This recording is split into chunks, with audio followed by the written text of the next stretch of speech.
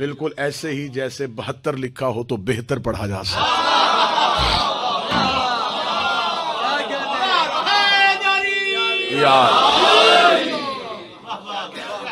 نسل رسول کی بسم اللہ سے نسل رسول کی بقا کے ضامن شہزادہ امن سرکار امام حسن، وہ عظیم بادشاہ، وہ عظیم شخصیت جو حسین کے بھی امام ہے.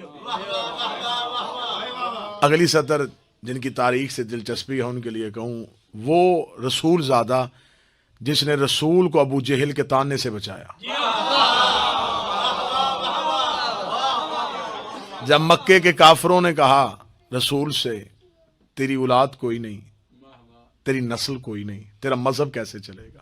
جتنی دیر زندہ ہے اتنی دیر مذہب رہے گا، جب تو دنیا سے چلا جائے گا مذہب ختم ہو جائے گا، کیونکہ تیری اولاد نہیں ہے، تیرا وارث نہیں ہے، تیرا نسل نہیں. بابا احمد شاہ جی جملہ سماعت فرمائیے گا.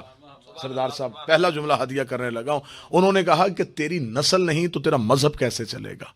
تیرا بیٹا کوئی نہیں ہے، تیرا مذہب ختم ہو جائے گا، تیرا وارث کوئی نہیں، تیرا دین پھیلے گا نہیں، تیرا وارث کوئی نہیں کیونکہ تیرا بیٹا نہیں ہے. مکے کے کافر تھے، جاہل تھے، بیٹیاں زندہ دفن کرتے تھے، پتھر کو سجدہ کرتے تھے. اتنا جانتے تھے کہ نبی کا وارث بیٹا ہوتا ہے، نسل رسول میں سے نبی کا وارث ہوگا، قریب بیٹھنے والوں میں سے کوئی نہیں ہوگا. انہوں نے کہا کہ تیری اولاد نہیں تو مذہب کیسے چلے گا؟ رسول ابھی لب کھول رہے تھے یا رسول کو قدموں میں جبریل کے پروں کی سرسراہٹ محسوس. نبی نے دیکھا تو جبریل نے پر جوڑ کے کہا وہ کہہ رہا ہے تو نہ بولنا، حملہ تیری رسالت پہ کیا ہے، جواب میں دیتا ہوں. مالک تو جواب کیا دے گا؟ واضح انا اعطیناک الکوثر، بے شک ہم تجھے بطول عطا کریں گے.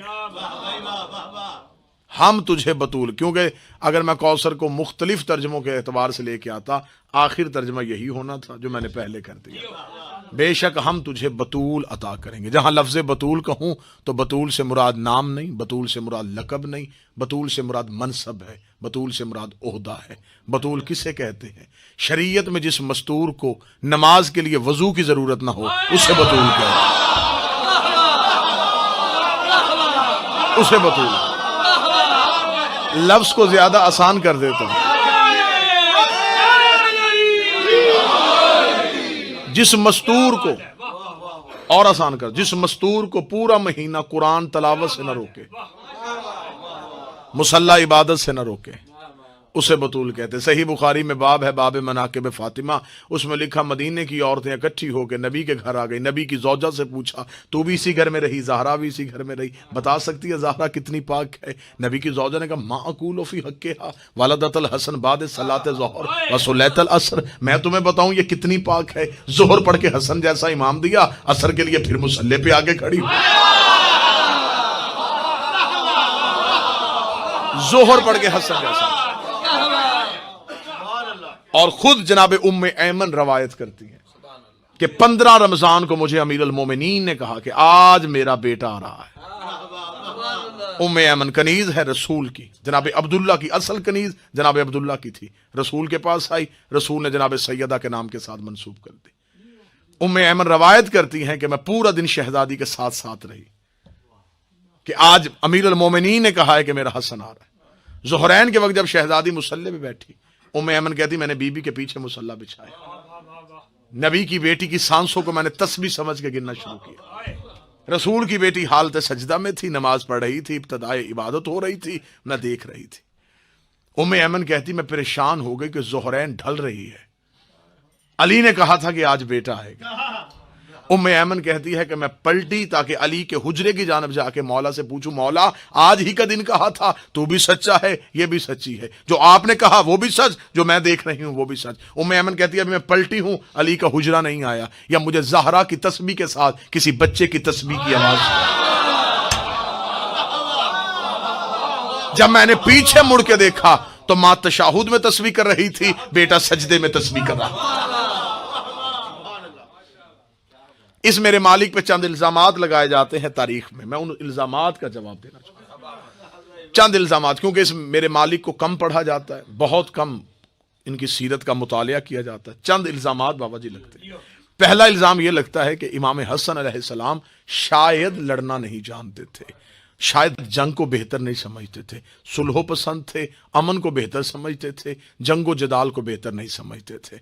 اس پہ امام حسن کی شجاعت پہ حرف نہیں آنا چاہیے، یہ نہیں کہنا چاہیے کہ رسول کا بیٹا شجاع نہیں تھا۔ میں امام حسن کی شجاعت کو ایک جملے میں بند کرنے لگا ہوں، کتنا بڑا شجاع تھا حسن۔ عباس حسن کے شاگرد تھے، سرکار ابوالفضل العباس کو جنگ میں تیر تلوار یہ مولا امام حسن علیہ السلام نے سیکھا۔ کتابیں لکھتی ہیں کہ جب جنگ صفین میں سرکار ابوالفضل العباس میدان میں تھے تو یہی بسم اللہ درود سارے حضرات مل کے بلند آواز سے پڑھیں، اللہم صلی علی محمد و علی۔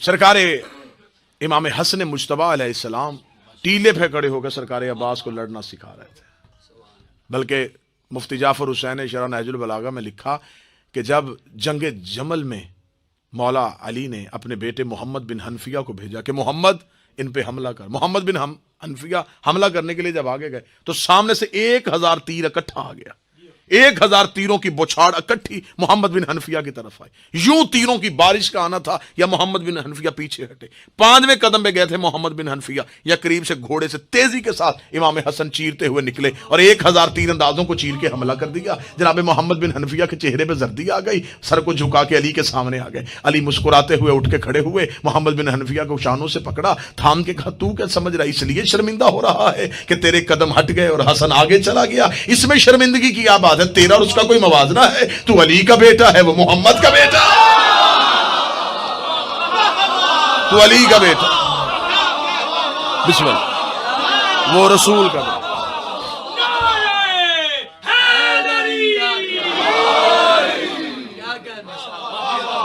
جنگ صفین میں بسم اللہ، جنگ صفین میں کتابیں لکھتی ہیں کہ دریائے فرات کا پورا کنارہ امام حسن علیہ السلام نے خالی کروایا، اکیلے امام حسن نے دریائے فرات کا کنارہ خالی کروایا تھا۔ مالک اشتر نے قدموں پہ ہاتھ رکھ کے کہا تھا مولا نوکروں کے ہوتے ہوئے سردار نہیں لڑتے، فرمایا قبضہ پانی پہ ہوا ہے، پانی میری ماں کا حق ہے، ماں کے حق پہ حسن کسی کا قبضہ برداشت نہیں۔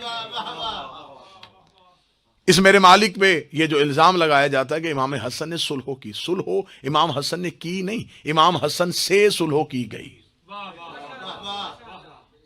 شاید میں اس جملے کو سمجھا نہیں پایا، بالکل ایسے ہی جیسے امام حسین نے جنگ کی نہیں،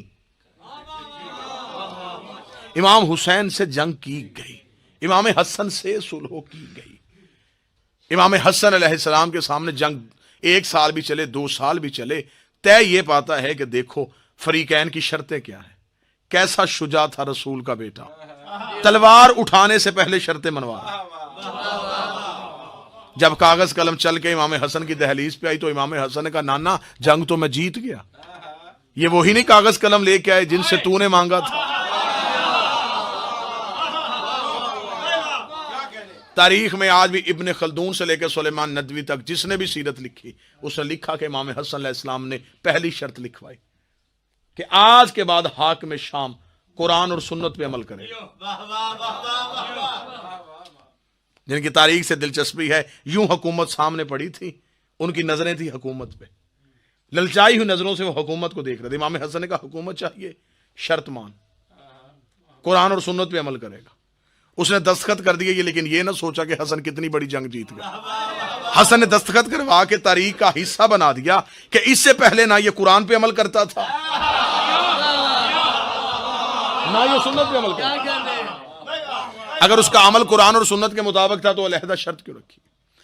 بالکل حاکم شام کے پیچھے کھڑا تھا، اس کا ملعون ترین مشیر تھا عمر بن عاص۔ یہ تنخواہ غلط مشوروں کی لیتا تھا، یہ ہمیشہ غلط مشورے دیا کرتا تھا اور تنخواہ غلط مشوروں کی لیتا تھا۔ یہ پیچھے بیٹھا تھا، اس نے حاکم شام سے کہا اس نے شرط لکھوا دی، تو نہیں لکھوائے گا؟ ایک شرط تو ہماری طرف سے بھی ہونی چاہیے، شرطیں فریقین کی ہوتی ہیں، ایک کی نہیں ہوتی۔ اس نے کہا جلدی بتا شرط کیا لکھواؤں؟ اس نے کہا اس نے لکھوائی ہے قرآن اور سنت پہ عمل کرے گا۔ سرکار سنیے گا، تو شرط لکھوا کہ سیرت شیخین پہ بھی عمل ہوگا، سیرت شیخین پہ عمل کروایا جائے گا۔ جب سیرت شیخین پہ تقریر پہ پرچہ ہوتا ہے، اشارے پہ نہیں ہوتا، اور یہاں تو ویسے بھی نہیں ہوتا۔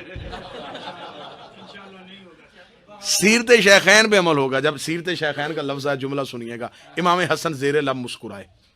حاکم شام نے کہا حسن اس میں مسکرانے کی بات نہیں, شرطیں برابر تھیں, آپ نے لکھوائی, میں نے مانی, میری شرط بھی مانی ہے. امام حسن نے کہا میں ماننے کے لیے تیار ہوں, شرط لکھوانا چاہتا ہے, لکھوانا چاہتا ہوں. پھر سوچ رہے لکھوانا چاہتا ہے, جی لکھوانا چاہتا ہوں, بار بار کیوں پوچھ رہے ہیں؟ امام حسن نے کہا میں نے شرط لکھوائی قرآن اور سنت کی, تو لکھوا رہا ہے سیرت شیخین کی, اس کا مطلب تو مان گیا ہے ان کی سیرت قرآن کے مطابق نہیں.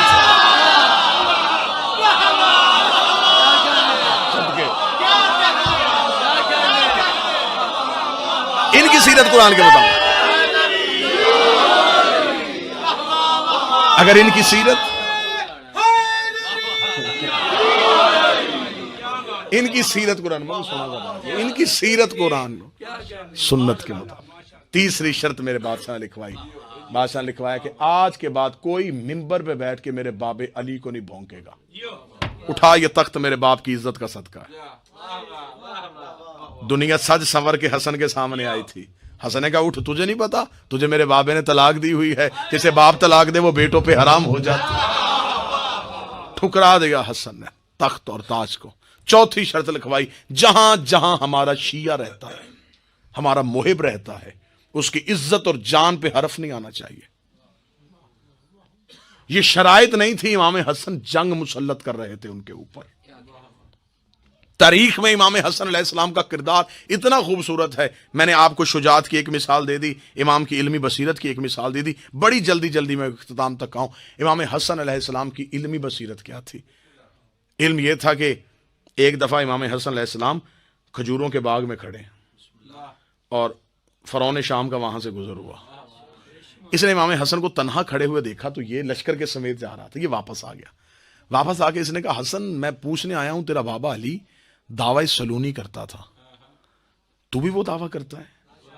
جملہ امام حسن کا جواب سنیے گا, مجھے کتاب کا حوالہ دینے کی ضرورت نہیں پڑے گی, جواب خود بتائے گا کہ میں امام کی زبان سے نکلا. اس نے کہا کہ حسن تیرا بابا سلونی کا دعویٰ کرتا, تیرا دعویٰ بھی وہی ہے. امام حسن نے کہا بدبخت تجھے نہیں پتا ہمارے چہرے بدلتے ہیں, دعوے نہیں بدلتے. دعوے نہیں بدلتے, دعویٰ وہی رہتا ہے جو پہلے کا ہو وہی آخری کا. اس نے کہا تیرا بابا سلونی کا دعویٰ کرتا تھا تو کیا تو بھی ویسے ہی سوالوں کے جواب دیتا؟ امام نے کہا ہاں. اس نے کہا اگر تو ویسے ہی سوالوں کے جواب دیتا ہے تو بتا سکتا ہے یہ جو کھجور ہے اس میں کتنی کھجوریں لگی ہیں؟ اب یہ تو ان کی علمی غربت تھی نا, اور یہ اصول ہے سرکار کے جاہل صرف اسے یہ نہیں کہ اسے جواب نہیں آتا, جاہل کو سوال بھی نہیں آتا. جاہلیت میں یہ خاصیت ہے کہ جاہل کو صرف یہ نہیں کہ جواب ہی نہیں آتا ہوتا, اسے سوال کرنا بھی نہیں آتا ہوتا. وہ سوال بھی ایسا. اور کارلائل نے بڑی خوبصورت بات لکھی تھی, اس نے کہا تھا کاش دنیا, کتنا خوبصورت جملہ, اس نے کہا کاش دنیا علی کو میدان جنگ میں مصروف نہ رکھتی تو علی علم کی وہ دنیایں تخلیق کر دیتا, قیامت تک ریسرچ کی ضرورت ہی نہ رہتی. جس وقت علی کہہ رہا تھا کہ مجھ سے پوچھو, اس وقت پوچھ لینا چاہیے تھا. اس نے امام حسن سے کہا بتا سکتا ہے کھجور کے کتنے, کاش وہ اس وقت پوچھ لیتا تسخیر کائنات کیسے ہوتی. اس نے امام حسن علیہ السلام سے کہا بتا سکتا ہے اس کھجور میں کتنی کھجوریں لگی ہیں؟ سرکار امام حسن علیہ السلام نے سر اٹھائے بغیر کا 3313. اتنا اجلت میں جواب, اتنا جلدی میں جواب. اس نے کہا بالکل نہ. حسن نے کھجور دیکھی, اور کھجور ایک واحد پودا ہے, ایک درخت ہے جس کی تعداد نیچے سے کھڑے ہو کے پھلوں کی دیکھی نہیں جا سکتی. اس نے کہا ضرور کہیں نہ کہیں کچھ ہو جائے گا. اس نے نوکروں سے کہا جلدی چڑھو, ساری کھجوریں اتارو, ابھی امامت کا امتحان ہوگا, ابھی دیکھ لیتے ہیں کہ حسن کا دعویٰ باپ کے دعوے کے برابر ہے یا نہیں. کھجوریں گننی شروع ہو گئی. جب کھجوریں گنتے گنتے گنتے امام حسن علیہ السلام کھڑے ہیں, کھجوریں گنتے گنتے جب 3313 کھجوریں پوری ہوئی, اب شرمندہ ہوا ہے لیکن اب مان نہیں رہا. چلتے ہوئے کہنے لگا اچھا حسن تیرا بابا بھی غیب جانتا تھا, تو بھی غیب جانتا ہے, وہ بھی غیب سے بتایا کرتا تھا, تو بھی غیب سے بتا دیتا ہے. اس کا مطلب تم ہاشمیوں کے پاس غیب کی خبریں ہوتی ہیں. چل رہا تھا, امام پیچھے چلے, کاندھے پہ ہاتھ رکھ کے امام نے کہا واپس آ, میں نے غیب سے نہیں کہا, میں نے کہا یہ ہو گئی.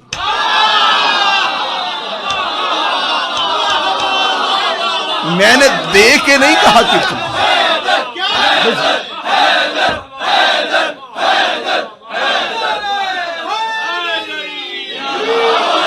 میں نے کہا یہ جس بندے کو دلیل چاہیے یہ وہی حسن ہے جس نے کہا تھا شرم نہیں آتی عورت ہو کے مردوں میں آ گئی. साहिब कुन को हसन कहते हैं, जो कह दें वो हो जाए, और जो कह के करे वो मखलूक नहीं होती, वो अल्लाह की सिफात होती है, वो अल्लाह के इरादे होते हैं। इमाम हसन अलैहिस्सलाम का इल्म इस बुलंदी पे, एक दफा हाकिम शाम ने खत लिखा और उसने खत में एक सवाल लिखा। उसने कहा कि हसन हर सवाल का जवाब कुरान से बताता है, तो ये बता, जो हम उम्वी हैं, हमारी दाढ़ियां घनी नहीं, तुम हाशमियों की दाढ़ियां घनी हैं, ये हमारी दाढ़ियां कहीं कहीं हैं, तुम्हारी दाढ़ियां घनी हैं, इसका जिक्र कुरान में कहीं है? इमाम हसन ने फौरन कातब से कहा, कागज उठा, जवाब लिख, इसे कह दे तूने कुरान नहीं पढ़ा। अल्लाह कुरान में कहता वल अखरजुल अर्जल तय्यबल वल अफसदुल अर्जल खबीसा, खुदा पाक जमीनों से पाक फसलें निकालता है, खबीस जमीनों से खबीस फसलें निकालता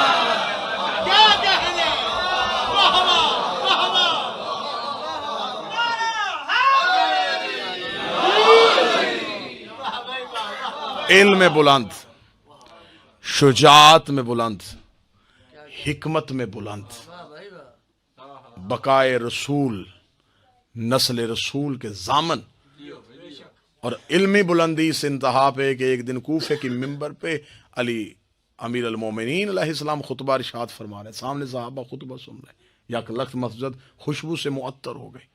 सहाबा ने पीछे मुड़ के देखा तो एक सफेद लिबास में खूबसूरत तरीन वजीह तरीन शख्स मस्जिद में दाखिल हुआ, खुशबू जिस्म से ऐसे आ रही है कि पूरी मस्जिद को मुअत्तर कर दिया।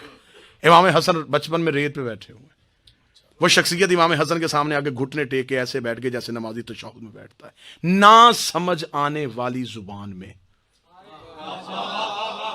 इमाम हसन अलैहिस्सलाम से गुफ्तगू शुरू कर दी। अब सहाबा की नजरें अली पे और कान पीछे, परेशानी के आलम में कि ये शख्स कहां से आया है।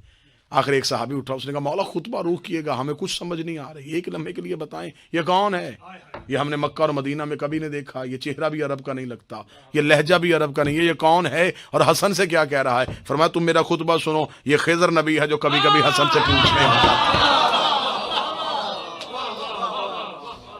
ये खिज़र है जो हसन से पूछने के लिए आता है। कुरान कहता है कि जनाब खिज़र मूसा के उस्ताद थे, जो मूसा का उस्ताद है वो हसन का शागिर्द। इमाम हसन अलैहिस्सलाम ने यूं जब तख्त और ताज दे दिया सिर्फ चंद शराइत पे और इस्लाम को जंगो जदाल से बचाया। 2 हसन हैं 12 में, 2 हसन, एक दूसरे बादशाह हसन, एक 11वें बादशाह।